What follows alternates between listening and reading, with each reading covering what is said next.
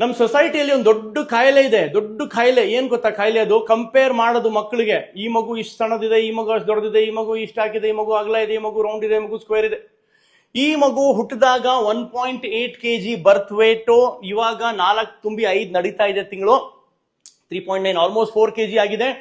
But mummy ಪಾಪ ದಿನ ಅಳ್ತಾ ಇದ್ದಾರೆ. ಯಾಕೆ ಅಳ್ತಾ ಇದ್ದಾರೆ ಅಂದ್ರೆ, ಒಂದು ಅವರಿಗೆ ಭಯ ಇದೆ ವೇಟ್ ಗೇನ್ ಆಗ್ತಿಲ್ಲ ಅಂತ, ಇನ್ನೊಂದು ಜನರು, ಸೊಸೈಟಿ, ಪಕ್ಕದ ಮನೆಯವರು, ಆಂಟಿ, ಅಕ್ಕ, ಮಾವ, ಈವನ್ ಕೆಲವು ಹಾಸ್ಪಿಟಲ್ ನರ್ಸಸ್ ಹೇಳ್ಬಿಟ್ಟಿದಾರಂತೆ, ಪಾಪ ಏನ್ ಹಿಂಗ್ ಮಾಡಿದೀರ ಮಗುಗೆ ನೀವು ಅಂತ ಬೈದಿದಾರಂತೆ. See let me tell you something, ಇದು ರೇಸು. ಈ ರೇಸ್ ಅಲ್ಲಿ ಇಲ್ಲಿಂದ ಶುರು ಆಗ್ತಾ ಇದ್ದಾರೆ ಎಲ್ಲರೂ ರೇಸಿಗೆ. ಒಬ್ರು ಇಲ್ಲಿಂದ ಶುರು ಮಾಡ್ತಾನೆ, ಇದು ಫಿನಿಶ್ ಲೈನು. ಇಲ್ಲಿಂದ ಒಬ್ಬ ಶುರು ಮಾಡ್ತಾನೆ, ಇಲ್ಲಿಂದ ಒಬ್ಬ ಶುರು ಮಾಡ್ತಾನೆ, ಇಲ್ಲಿಂದ ಒಬ್ಬ ಶುರು ಮಾಡ್ತಾನೆ, ಇಲ್ಲಿಂದ ಒಬ್ಬ ಶುರು ಮಾಡ್ತಾನೆ, ಫಿನಿಶ್ ಲೈನಿಗೆ. ಎಲ್ಲರೂ ಸೇಮ್ ಟೈಮ್ ಅಲ್ಲಿ ತಲುಪ್ತಾರಾ? Will they are finish the race same time? No. 1.5 kgs, 1.9 kgs, 2 kgs, 2.5 kgs, 3.5 kgs, 4 kgs. 6 months ಅಲ್ಲಿ ಅವ್ರ ಡಿಫ್ರೆಂಟ್ ವೇಟ್ ಇರ್ತದಲ್ಲ, ಅವ್ರ ವೇಟ್ ಡಿಫ್ರೆಂಟ್ ಇರುತ್ತೆ ತಾನೆ, ಅದು ಕಂಪೇರ್ ಮಾಡಂಗಿಲ್ಲ.